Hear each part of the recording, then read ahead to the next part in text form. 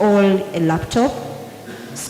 In other words, the logical part of it is really very good when it comes to our curriculum, but the practical bit of it, schools, whether government or private, need the right resources to see that the students receive the exact information that they need, or the exact support they need.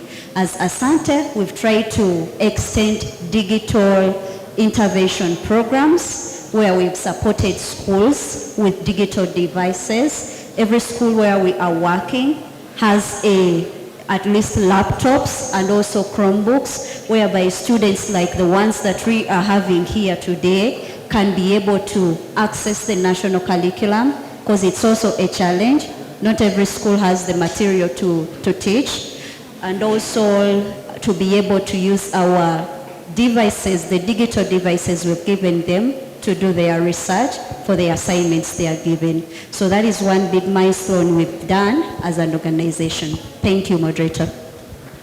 Wow, incredible job. Issues of access, education is there, but how do we access it? We'll talk about technology. Do you have access? How many of us have smartphones here? Where is your smartphone? Where is your smartphone? Okay. It's important to note that while we have good policies, good curriculum reviews, when it comes to practicality, Deborah tries to show us that we still have a long way to go. But we thank God that we have such CSOs that come in to bridge the gap. Now that Deborah talked about the new curriculum, I saw many people nodding their heads and their hearts are burning. Would like to get to Faith. Faith, I am reliably informed that you are a student who is benefiting, or if it is losing, if it is there, from this very curriculum that Deborah is talking about. Would like to hear from you from the student perspective. What are unique things that you're finding in this curriculum? But also if there are bad things that you think they shouldn't be there, or we should go back. We would interest us in such a conversation to share a student's perspective in regard to the new curriculum, looking at its goods and bads. Maybe in 2 minutes. Thank you very much, moderator. Personally, I feel the new curriculum is something good because, first of all, this curriculum has opened our minds as students, because a curriculum in education is supposed to guide you to what maybe you're supposed to become in future. But before you go to school, as you begin your journey of education, maybe it's only about becoming a doctor, an engineer, and a lawyer, full stop. But with the new curriculum, our minds have been opened because it involves so much more than what people know as the big jobs. Because you come, you go to school, and you have something like hairdressing, you have something like maybe you want to become a chef, so there is cooking. And I believe this is what we need, because with the level of unemployment, this is what is going to save us, other than the old curriculum where our minds were limited to the big jobs. Yeah, I also feel the new curriculum is integrating a lot of knowledge and skill, because on a personal basis, when I began the new curriculum in my Form 1, we were studying and we were learning entrepreneurship. So the way the teacher engaged us and the general lesson got me to be motivated to actually pursue that in my life. And right now, I am making my mind, yeah. And I feel like if maybe I was in the old curriculum, I would not have such benefits. It is very unique because it is promoting a holistic feature in a child. Because we see in class, we have activities of integration, we have projects, we have class debates, and maybe people here can actually speak and all that, but there are some students who are there in class and they cannot. But with this new curriculum, everyone is involved. The levels of critical thinking are very high because you have activities of integration where you have to think and it is so relatable to the daily life. To be too biased, to be like, this whole new curriculum is an untouchable angel. Everyone seems to be comfortable with it. Are there things that you think are not just right? Are there challenges that maybe to you, or maybe to your teachers, you think are meeting in this new curriculum? Yes, there are challenges, because you go in class and sometimes you're interacting with your teacher, but then at the end of the day they're going to be like, this is a new curriculum. You think I know everything? So teachers need to really be trained. Since it's something that is coming up, they should focus on the people implementing it in the children. Because if a teacher does not know what to do, how will I know what to do? And just like the previous speaker said, the resources. This curriculum comes as a whole package. You need research, you need so much projects and everything, but not every school is accessing that. At the end of the day, we will know we have a new curriculum, but it's only being implemented in maybe 5% of the country. What about the other students? Where are they heading? Good. Thank you so much, Rafi. I just want to assure you that we are getting to you in the next 2 to 3 minutes. So I pray that if you have questions or any submissions that you'd want to make in regard to anything that has been submitted here, get ready. I just want to do one round of strictly a minute to the panelists. From Deborah, what would you want to see government do to ensure we increase access to facilities and ensure we are as inclusive as you'd want this to be? We need to provide the right support and resources. Financial support, human resource. Human resource in terms of training the teachers, what they feel the previous panelist has highlighted, and also financial support in terms of providing the tools to the schools that they need to implement the new curriculum. If we can be able to provide that, I believe we shall achieve the objectives. Okay, thank you, Deborah. She talks about funding and maybe Aaron having some experience over 15 years doing these programs. Do we have the capacity? Where do we get the resources? Sometimes it's debaters who say, but government is running a deficit budget. Are there sources of funds? How and where could we get resources to ensure we increase access and provision of some of these facilities in the education sector?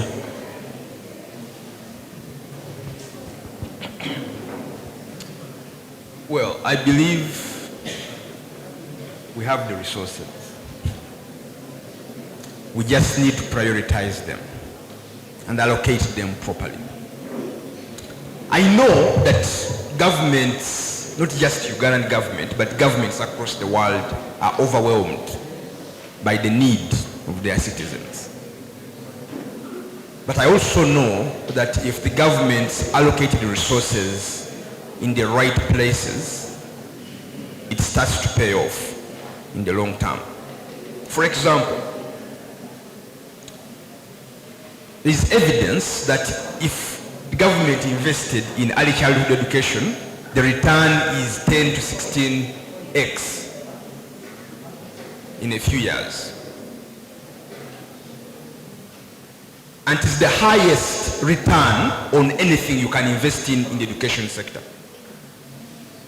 However, sometimes we allocate our resources in other places, and I know that most of you debaters, in part of what you're debating about corruption and the like, I hope you look at our national budget and where resources are allocated. And I hope you know the percentage of our GDP that goes into education. It's less than 5%. Now, we cannot have an education that is going to transform our country, that's going to lead us to where we want, if we are investing less than 5% of our GDP in education, and investing probably bigger percentages in things that have no return. So our government and our government stakeholders and civil servants need to really think as an investor. Where do you put your money to have a return? Think as a business person.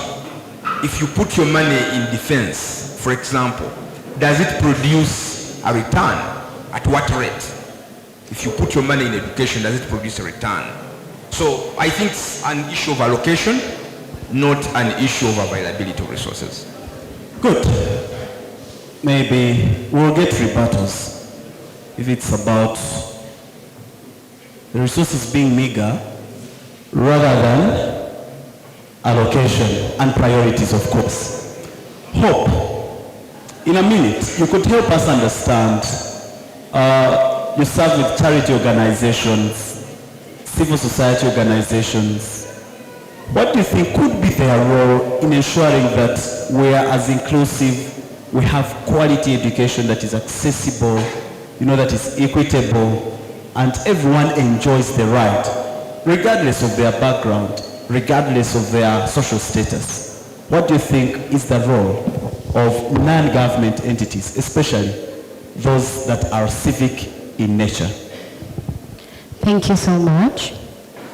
Well, I've seen the civil society organizations come up and doing a lot in regards to accessibility in these whole spheres of life, health, education, and so on. But there is one thing that we need to do. We need to do accessibility audits as we come up with certain interventions, as we come up with innovations or projects in schools, to make sure that we do not leave out any student, to make sure that every student is able to benefit from whatever you are taking into the school. And secondly, we need to be deliberate and intentional. As we are talking about inclusion, as we are talking about persons with disabilities are also going to benefit, but how intentional were you in that this child is going to be able to benefit? What is intentionality? How are you going to be able to be deliberate? Ensure that if there is a deaf child, their reasonable accommodation needs are catered for. They are able to have a sign language interpreter. They are able to participate effectively without any barrier. If it is a visually impaired student, is he able to maneuver around the environment independently? If not, does this student have a personal assistant? If it's a wheelchair user, for example, we have come for this debate and the room is upstairs. If a wheelchair user had come here, how would they access this hall? Were we going to carry them up? So we should be intentional and deliberate in issues of inclusion.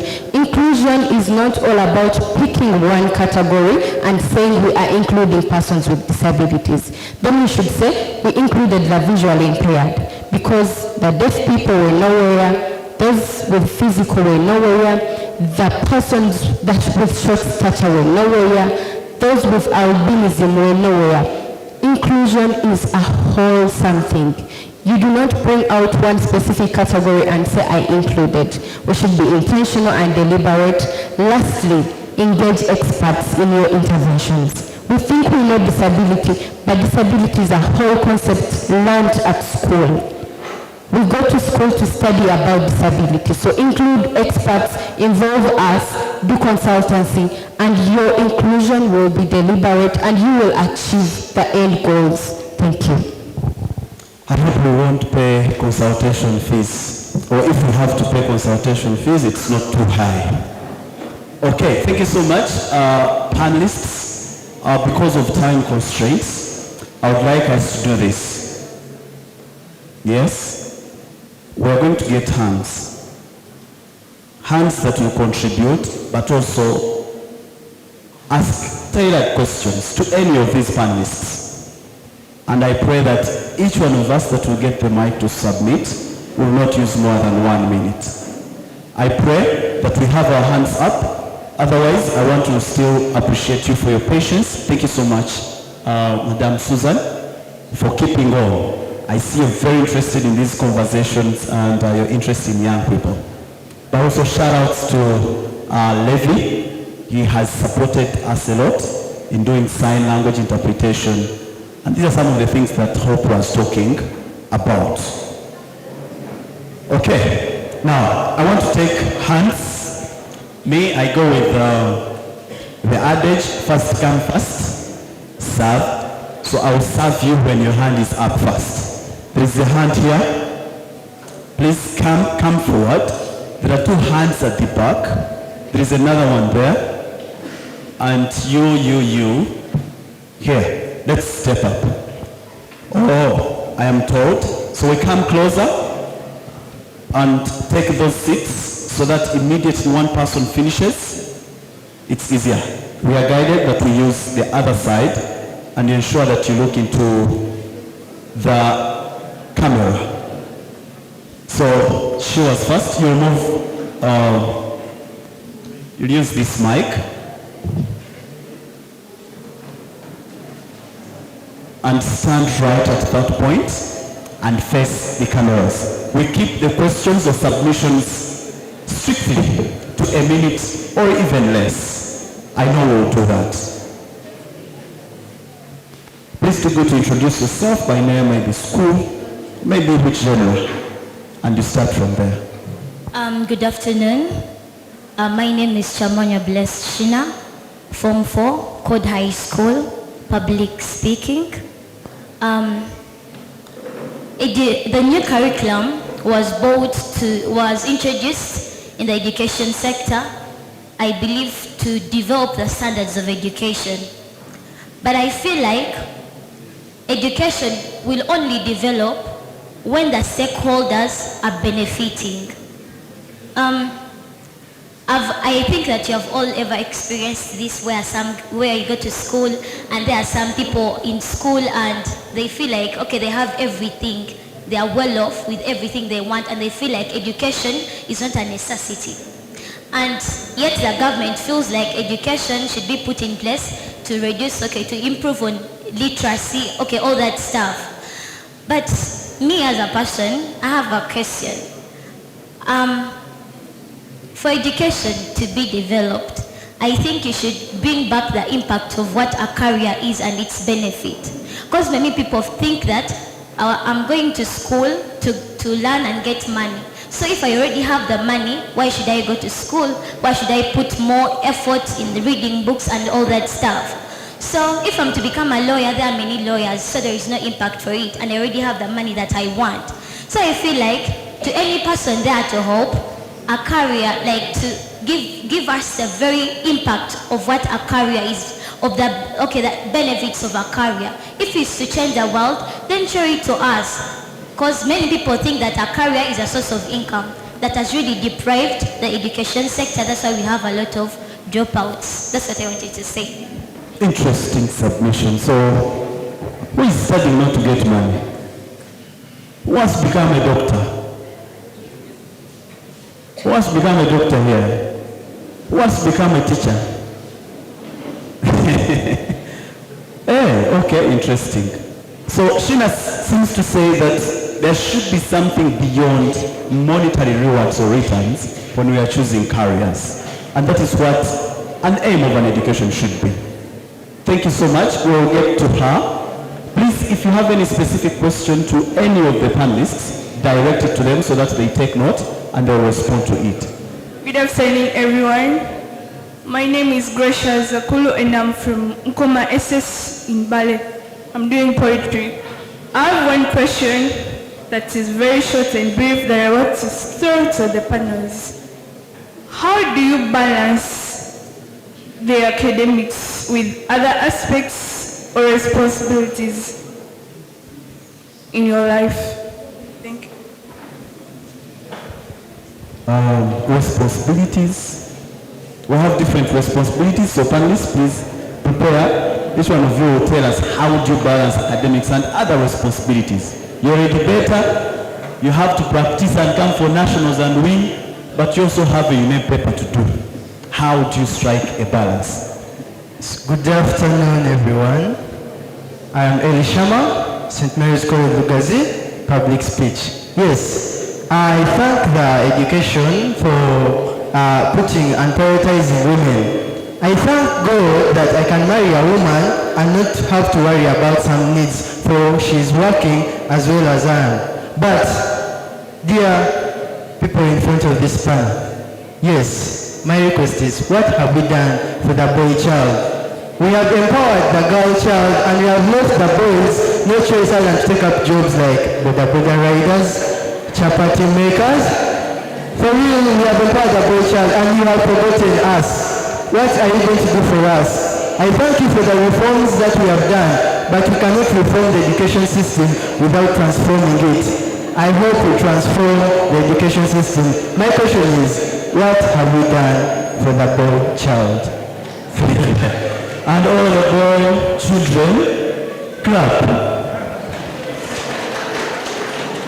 And all the girl children that feel there is a lot of content and gist in that, you should also clap. Please clap. Okay. So please, everyone here will answer that question. What are you doing in your spaces to ensure that the boy child is also empowered? Because we can't have great wives and great women with more or less weak and idlers of husbands. Yes? Good afternoon, everyone. My name is Tremendo Glory and I'm from Kashaka Girls Secondary School. My question goes to panelist Faith. Faith, in your explanations that I've had, mainly you've been supporting the new curriculum, but in my own opinion, I would like to remind you about something. The new curriculum is more focused on the people that are, doshed and have the money.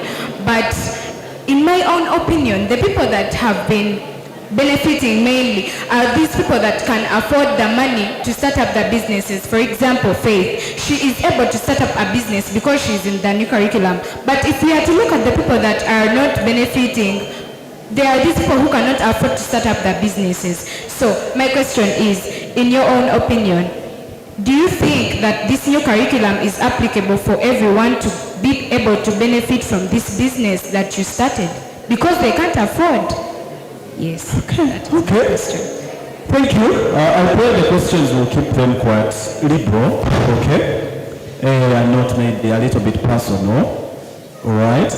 But thank you, I get the question. Do you think the curriculum favors both those that are financially well off and those perhaps that are struggling?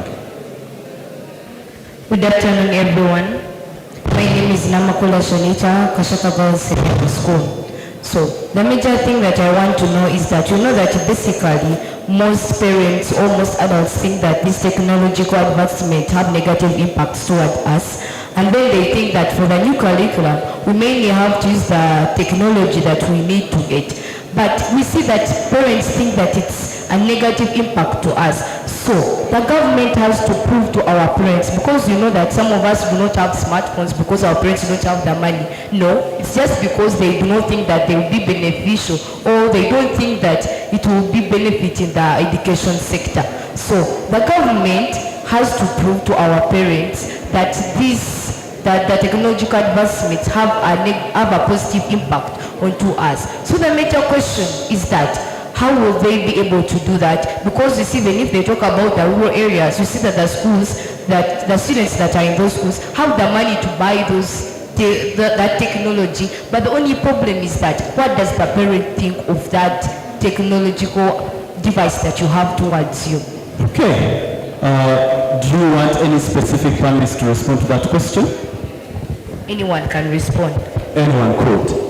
Okay, so her concern is about how we use these gadgets. The problem may not be affordability, but the question is on how we use these gadgets. How best do we encourage parents to ensure proper usage of devices? Good afternoon to you all, and the poetry is Yvette from Horizon Campus of St. Lawrence. So my question, I studied the old curriculum, but my question is in reference to the new curriculum. October 5th. Would you like any specific person to respond to It's it? not necessarily a specific. Okay, proceed. So October 5th, Daily Monitor released an article, and this article stated that there were over 600 schools that had not yet submitted their activities of integration results. In my head, I imagine the child that has completed their UNEB, they are about to sit UNEB, and my activity of integration is not yet in. I was oppressed, I was offended. So my question to the panelists is one, what are you going to do for the people that are in farthest regions, for the people that have absolutely no technology? Okay, I will not say no technology because it is everywhere, but their technology is a bit more backward. They are not as advanced as right now because there's welding. How do you tell me a person in Kapchora is actually going to do welding? Kabong is going to do welding. So, Okay. yes, thank you. We also have people from Kabong, Napak, Nabiratuk. They will tell you and answer some of these questions. Her question is on how we ensure that everyone everywhere has access. How many people do we still have? There are only? Okay, 1, 2, 3, 4. Okay. And then we'll have our panelists respond and we'll be closing this session soon. Assalamu alaikum wa rahmatullahi wa barakatuh. Praise the Lord for the Christians. Thank you, the panelists. My first question is, you Please, spoke you of could let us know who you are. So you... Nakanike Rahmatullah, Namagabi Secondary School. You spoke of importance of girl child education, but I think boy child education is on high demand. You are nurturing us to be good wife materials, leaving us with careless and irresponsible husbands. This is seen when all the educated ladies end up marrying and some are refused to work. A bit. Boy child. We're talking about a boy child. Sensitive matters, please, I beg. We try to... She has a very big point. Please, in less than a minute. You have nurtured us to be good wife materials and leaving us with careless and irresponsible husbands. This is seen in a view where ladies that are educated are marrying and some are refused to work. Then my question goes, what are you going to do to put value to the education that we spend doing other than marrying, ending up being house parents? You also spoke of school dropout and opportunities given for education, especially in the girls. Now, in a view of school fees, especially the bursaries, why are they only given to wise students and the talented ones like the footballers? Why can't you give someone a school bursary and a scholarship just because it's coming from a humble background, they cannot afford the school dues, and just to educate them in the education spirit? You also I hope that's the last one. Yes, the last one. No. The old curriculum students started to be hired. Then the new students of the new curriculum, they are studying just to hire themselves. Then the question goes, why have you failed to put back the value of the documents the old students we are studying for, other than just someone getting a job because it's connected, that's my dad. And then others are getting jobs because they are in positions and power. Put value on the old curriculum documents that we have worked for, other than being hired with pure and poor jobs. Thank you. Okay, thank you so much. We'll take her, and then he'll come in lastly to close it, and we'll have quick responses and close the session. Shalom everyone, and good afternoon to you all. I am standing on the already observed protocol of the previous speakers. I hope you all will. I have three main issues particularly. Excuse me, I'll just beg that you maybe try to crop them up, okay? To maybe like one and at most two. I tried to crop them. Yes. I tried. And I To got crop them up so that they are like one or two. So one, my issue is on equity. I think the government has tried its level best to promote gender equality, rather, like instead of gender equity. Let me put it into this context. Say someone has an empty glass of water and the other person has a half glass of water. You can't tell me that you're going to pour water that would be like in the full glass into this person who already has half a cup. That is the thing. We are not promoting boy-child education. We're instead being one-sided on the girls. This is leading to irresponsible men in society, and I think it's rather very, very, very concerning. Second is my issue on disabilities. Personally, I have a relative. When he was little, he would phase out, like just stares at you and his eyes change, and his parents began thinking it's witchcraft. And just like that, the parents began taking the person to witch doctors and blah, blah, blah. And as I speak, the boy is currently dead. The thing is, I think you guys need to promote awareness out there, because people do not know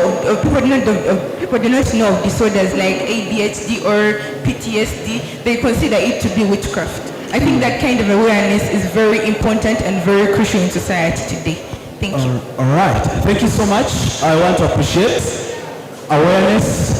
Stereotypes are a big problem, so you don't want to be the one that will take to witch doctors. Good afternoon, everyone. My name is Murunji Ashley, Mount St. Mary's College, Namagunga. So one thing I'd love to appreciate about the new curriculum is the fact that, it's what they changed in specifically history and geography, because I'm so glad that I don't have to study about John's Peak anymore or people who are not going to contribute to my life. So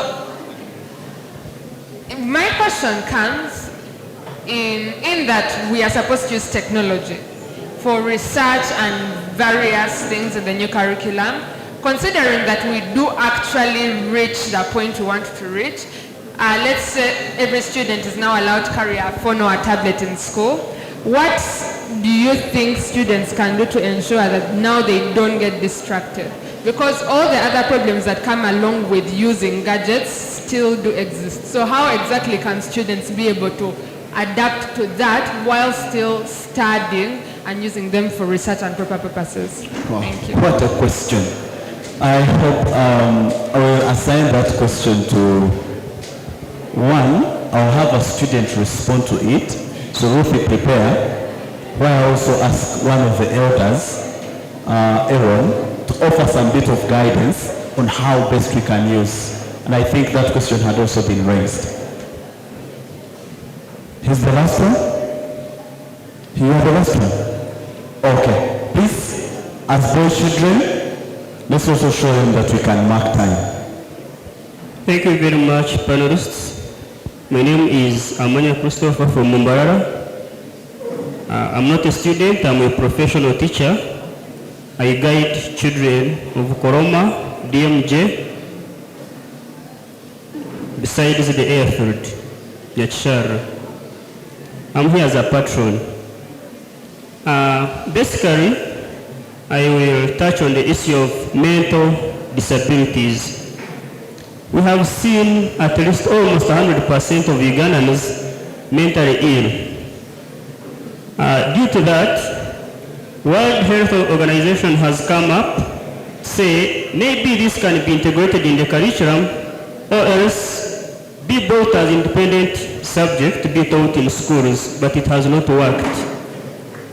And due to that, we have seen only NGOs standing up to fight mental illness. And the government is employing less efforts to fight mental illness. So as NGOs, without the maximum support from the government, how best will you fight mental illness? Okay. Secondly, I know that secondly we can add lastly. The last one, we have seen students in schools being visited by their parents, and you find the parent is too busy, just coming, dropping, eats, and goes back. A child or a student goes home, sees the parent once for the whole day, and the parent claims I'm always busy or is busy with work. You find children, students are at home free, doing whatever they feel like.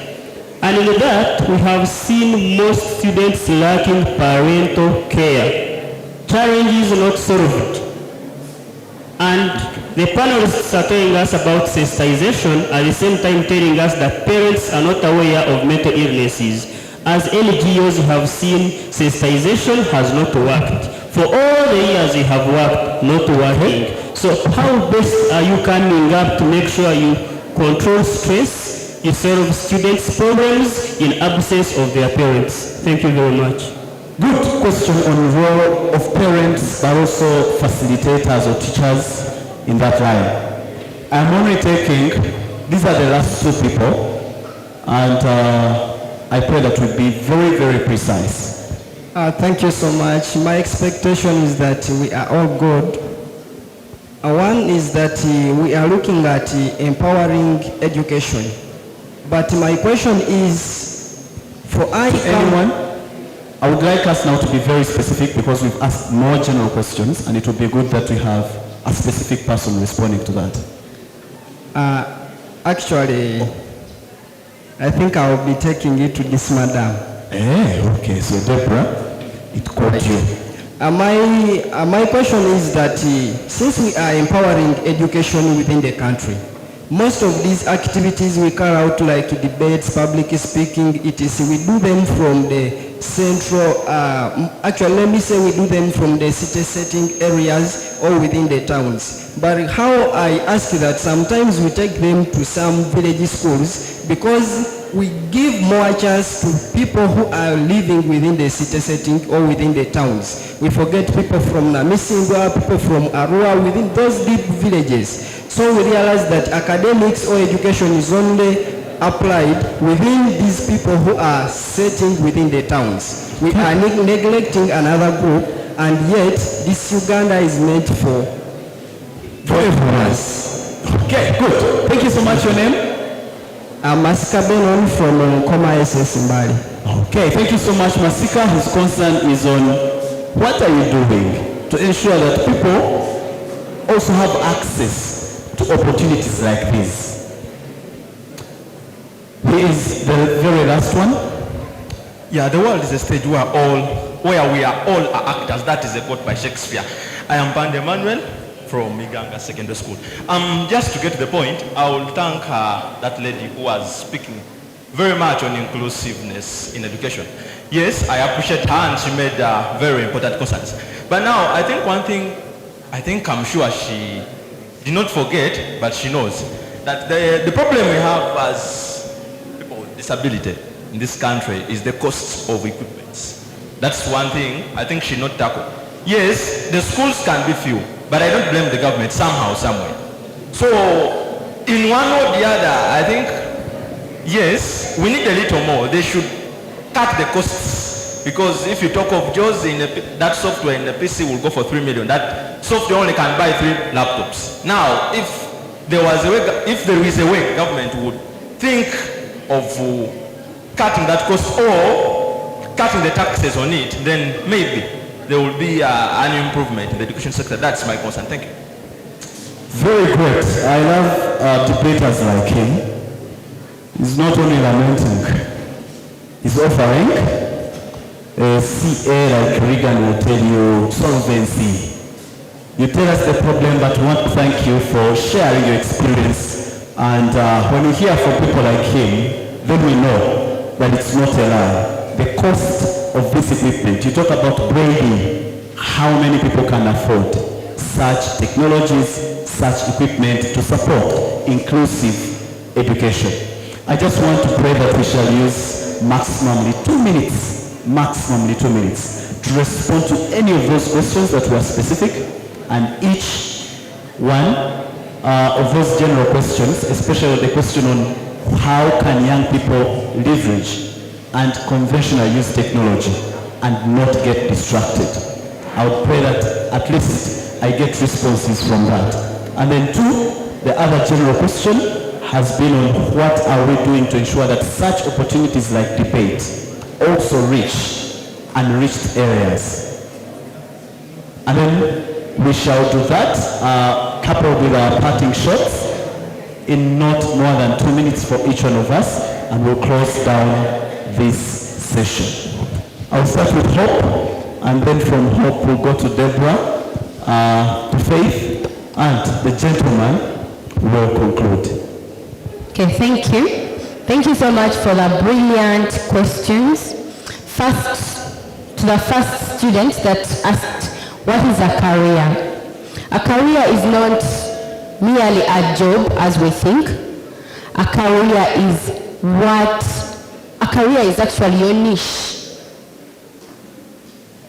I don't know if I'm clear on this. A career is what you want to give to the society. For you to be able to define your career, first know your niche. What are you doing at school? Why did you go to school? What are you there for? Some of you go to school just because the system dictates, but do not let the society to dictate who you should be. Do we know who started education anyway?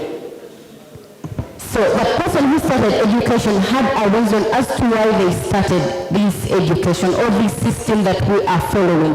But we shouldn't be blind as we follow it. We need to know who we want to be and why we are there. Then you will know your career.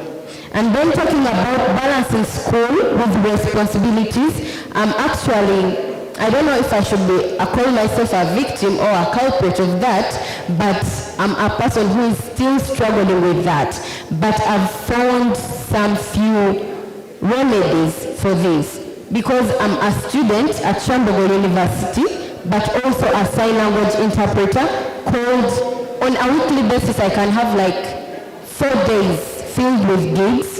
I'm also called here and there to provide advice on disability inclusion. How do I balance this? But above all, I have bills to pay. So how do you manage this?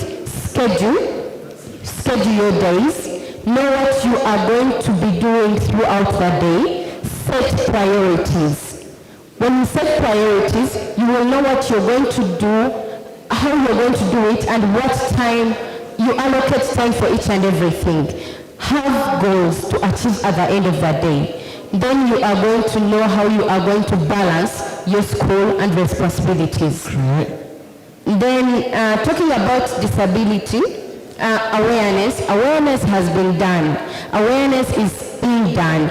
Awareness is out there in our communities. But then the challenge we have is that these parents to children with disabilities have no access to some of these technologies or systems where awareness is continuously provided. For example, when you go to your phones, when you go to Google and do Nyamuza Hope, you're going to see my YouTube channel. I do awareness on disability.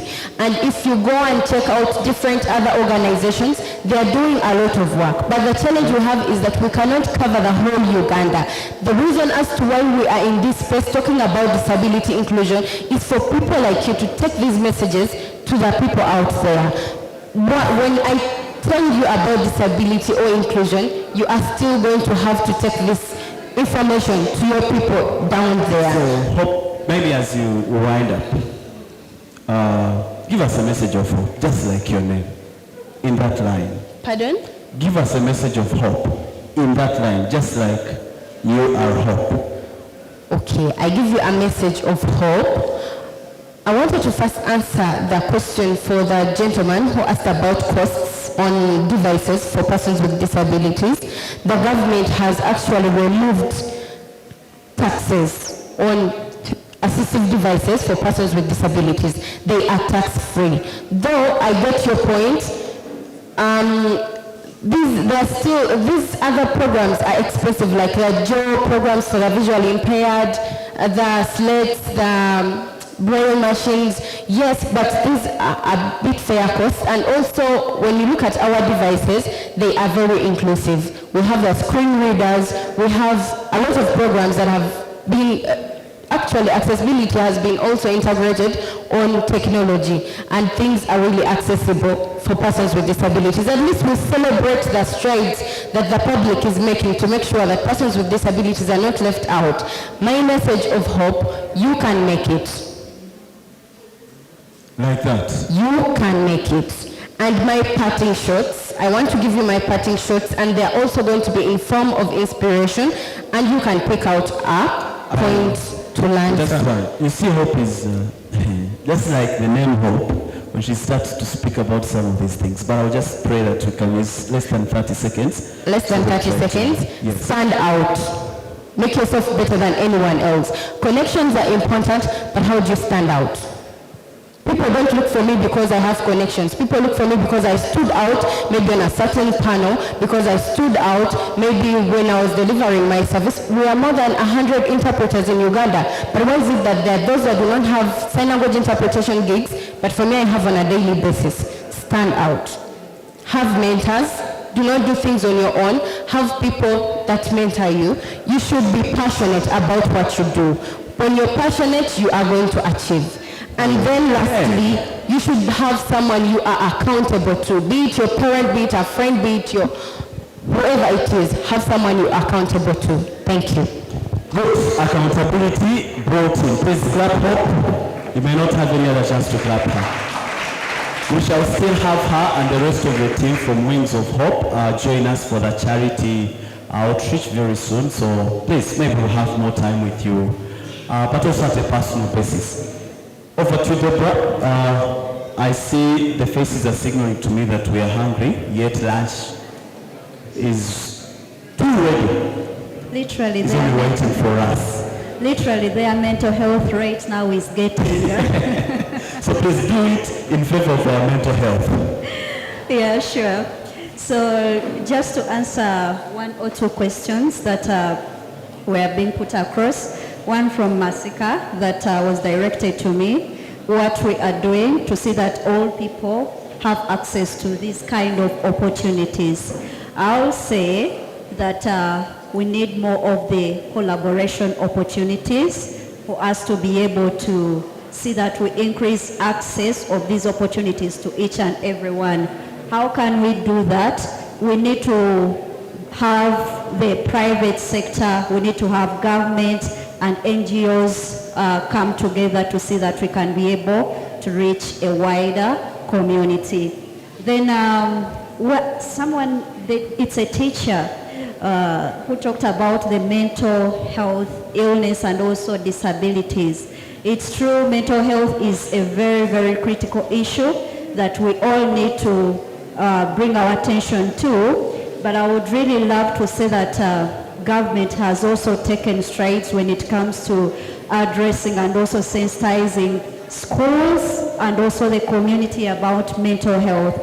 How are they doing this? There is already a mental health hour that is supposed to be used in every school, and teachers, students should be discussing about mental health. Mental health is not all about people who are mad, but it's about how we are feeling. Right now, if you're to ask majority of us in this room a question of how are you feeling, some will be like, I'm really tired, I really want to eat, I'm hungry. So already your mental health is really being affected, but how can we be able to address all those challenges with mental health? We need to talk about mental health, the right information about mental health, and also embracing the fact that each one of us can be mentally affected. There is quite a lot that we can talk about, but in the interest of time, I will not continue.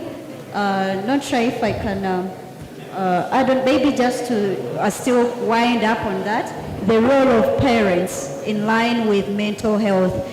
What we need to do, if you can't be able to talk to your parent, we have senior men and senior women in all schools. It's a policy that was passed by government, but do we even know that we have these people in our respective schools? You can still reach out to a mentor, just like what Hope has highlighted, so that you can be supported in one way or the other in case you have any challenge. Okay. Please give it up for Deborah. And please give it up for Asante Africa Foundation. I will pray for a student. I don't want to interrupt. For you, as a student, you have access to a gadget. How? Precisely in a sentence or two short sentences. How can your fellow students use gadgets without getting distracted? concerning the issue of gadgets, you have to get distracted, but it's up to maybe the school or the people in charge of you using the gadgets to put particular settings, because if it is in my setting, I will get distracted. So it's up to the schools that are taking up the gadget to have particular settings for the necessary things in the gadget. So we shall get home and not eat and not sweep and not bathe because we have a phone, we have a laptop, we have a video game. Maybe. Maybe Aaron will help me. He's a little older. Help us understand what exact things do you need to do to ensure that that gadget does not become a gun and a tool of destruction, but rather a tool of construction. Aaron, you could hint on that, and just in less than 2 minutes, we clone up this and we head for the next program. All right, thank you. Thank you for all your brilliant questions. I'll start with gadgets. It comes down to you. You, as an individual, you have to decide for yourself what time you will use social media, which is your distraction, Snapchat or TikTok, and what time you will use it for your research. And also, you have to decide when you will not be taken up by ChatGPT to answer all your questions and use your brain. But it comes to personal discipline. As adults, I am distracted by my phone, but I decided to make certain settings. For example, if you call me between 7 p.m.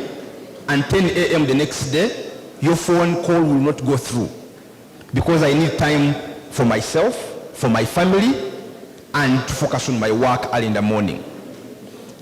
But I will see your call, but it won't go through. Personal discipline. I made a decision that I'm going to do something like that. You have to decide when you will use your phone for what. My phone does not have notifications. I receive so many messages, but they never pop up on my screen. I decided, I changed the settings so that I don't get distracted by my phone, which I need for my work, so I can focus on what I need to do. So you as a person, you have to decide for yourself and be able to allocate time to the social things, but also be able to allocate time to your academics. Second thing, someone asked about education and career and making money. If you're already making money, what's the point of having an education? Education is not about making money. Education is much larger than that. Education is about acquiring knowledge and skills to make meaningful difference in society. Many of us are born and we die. But other people, they are born and they find out why. So two most important days in your life: the day you're born and the day you find out why. Education helps you to find out why you are born and to make sense of your life. So use an education as an opportunity to find out your purpose and live your purpose on earth, which is not about money. You will make money. All of you will make money. But then will you make a difference in society? Boy child. I was waiting for that response. The boy child has really suffered. Many years ago, when I was at university, I remember in my classes telling fellow students and lecturers that we need to start a men empowerment program. Everybody laughed.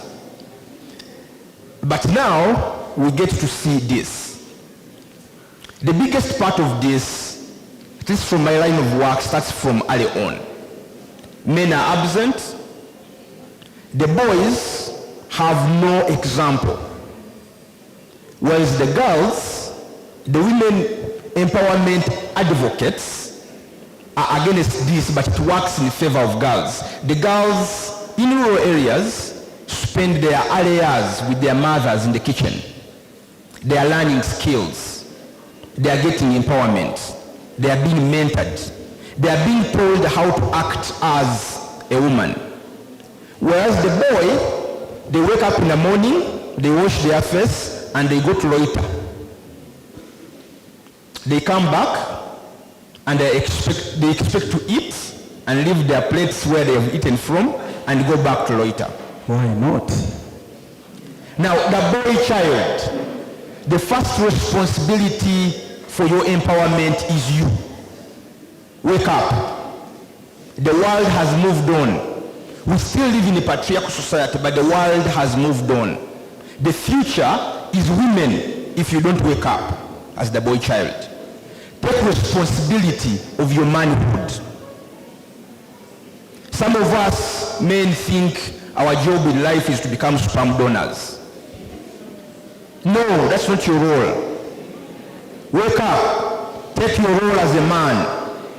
You have been ordained as a man, as a leader in many ways. So we need to wake up and start to be leaders. There are a few programs that are coming up. Get involved. Get yourself to learn, to understand. Learn some skills. Don't sit back and wait for the world to bring things to you. Go out and happen to the world. Teach yourself some skills. Learn how to use your phone.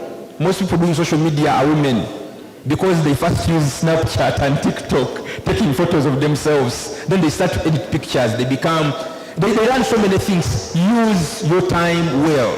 Teach yourself some skills. Be relevant. Be relevant to your generation, and you will not be ignored. I think that's it. Thank you. This is not enough. I want to hear the loudest hand clap since morning. Okay. People in front will go for lunch first. Cohens, I wanted to add something about the gender disparities. I want us to know that, yes, I stand with boy-child empowerment, but we need to know the levels of vulnerability amongst these two genders. Because whereas the girls have been over-empowered, as we are saying it, but they are very vulnerable. When 1 in 5 boys is going to be vulnerable, or none of them, when we put them to the community. And all these girls, these 5 girls, or 4 in 5 girls, are prone to any abuse, sexual abuse. They are prone to being discriminated due to the beliefs that we still have in our community. So what do we need to do? We need to make sure that we create awareness about these beliefs and also empower ourselves against these beliefs. That is what I wanted to say. Okay. We need to think about vulnerability rates. Thank you. Thank you, Hope. Please, I want to thank Faith, I want to thank Deborah, I want to thank Hope and Aaron for your precious time, but also for sharing these insights, also inspiring us to challenge ourselves to do better and fend for ourselves and not wait for outside empowerment. Empowerment begins from within. I want to thank you, those that raised questions and contributed to this conversation. We would not have done it without you. From me and the rest of the brilliant and selfless panelists, we thank you and we pray that this shall never go in vain. We want to thank you, and as the panelists take a photo, DJ will do something, and I'll make this announcement. From here, straight, we'll be going for lunch, and we'll have rounds immediately after lunch. So we'll make announcements during lunch on where to go and what to do. Thank you so much. From me and the rest of the team, we wish you the best. Enjoy your lunch. We'll go to the dining immediately for lunch and announcements of debate rounds.